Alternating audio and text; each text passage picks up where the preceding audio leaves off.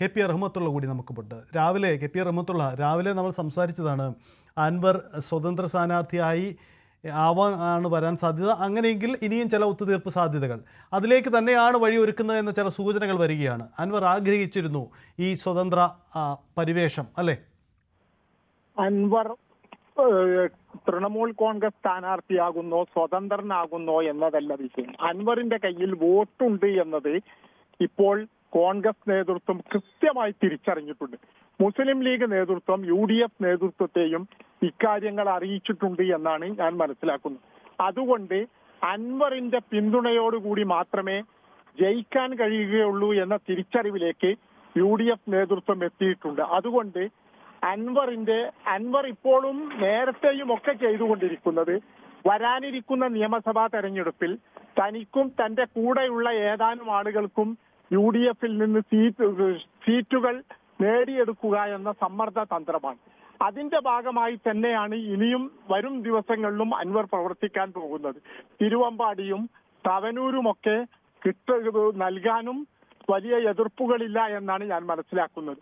ആ സീറ്റുകൾ വാങ്ങിക്കൊണ്ട് തൃപ്തിപ്പെട്ടുകൊണ്ട് ഇതുവരെ നടത്തിയ UDF വിരുദ്ധ പ്രസ്താവനകൾക്ക്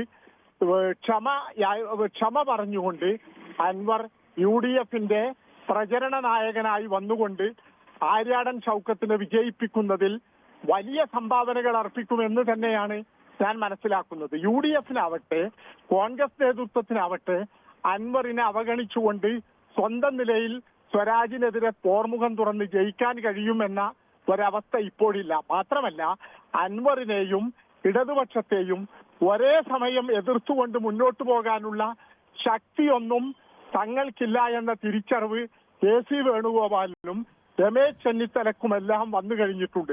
അടുത്ത ദിവസം തന്നെ K സുധാകരനും നിലമ്പൂരിലെത്തി അൻവറുമായി നേരിട്ട് സംസാരിക്കുമെന്നാണ് കിട്ടുന്ന സൂചനകൾ. ഏതു നിലയിലും ഈ പ്രശ്നങ്ങൾ വരും ദിവസങ്ങളിൽ അവസാനിപ്പിച്ച് അൻവറിനെ കൂടെ കൂട്ടിക്കൊണ്ട് ശക്തമായ പ്രചരണങ്ങളുമായി മുന്നോട്ട് പോകാനുള്ള അണിയൊരുക്കങ്ങൾ UDF-ൽ നടക്കുന്നുണ്ട്. മുസ്ലിം ലീഗിന്റെ മധ്യസ്ഥ ശ്രമങ്ങളിൽ ആ കാര്യങ്ങൾ വിജയത്തിലെത്തുമെന്ന് തന്നെയാണ് അനുമാനിക്കേണ്ടത്. അതാണ് സാഹചര്യം. എന്തായാലും നിലമ്പൂർ രാഷ്ട്രീയത്തിൽ നിന്ന് ഇനിയും പുതിയ നീക്കങ്ങൾ നമുക്ക് പ്രതീക്ഷിക്കാം. PV അൻവർ ഉറപ്പായും UDF-ന് വഴങ്ങും, UDF-മായി ധാരണയുണ്ടാകുമെന്ന് തന്നെയാണ് മാധ്യമ പ്രവർത്തകർ അവിടെ സാഹചര്യങ്ങൾ വിലയിരുത്തുന്നത്. അതിലേക്ക് തന്നെയാണ് ഇപ്പോഴത്തെ നീക്കങ്ങൾ. അതിൻ്റെ വഴിയൊരുക്കലാണ് ഈ തൃണമൂൽ കോൺഗ്രസിൻ്റെ ഔദ്യോഗിക സ്ഥാനാർത്ഥി എന്ന പരിവേഷം നഷ്ടപ്പെടുത്തുന്നത് എന്നതുകൊണ്ടുകൂടിയാണ് വിലയിരുത്തപ്പെടുന്നത്. എന്തായാലും നമുക്ക് കാത്തിരുന്ന് കാണണം നിലമ്പൂരിൽ എന്തു സംഭവിക്കുന്നു എന്ന കാര്യം കൂടി. എന്തായാലും PV അൻവർ സ്വതന്ത്ര സ്ഥാനാർത്ഥിയായിട്ടാണ് മത്സരിക്കുക. ഒപ്പം മത്സരരംഗത്ത് ഉറച്ചുണ്ടാകുമെന്ന് അൻവറിനോട് അടുത്ത കേന്ദ്രങ്ങൾ ഇപ്പോഴും വ്യക്തമാക്കുന്നുണ്ട്.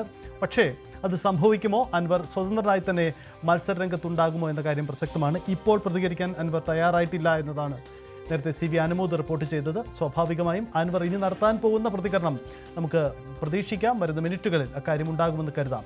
എന്താണ്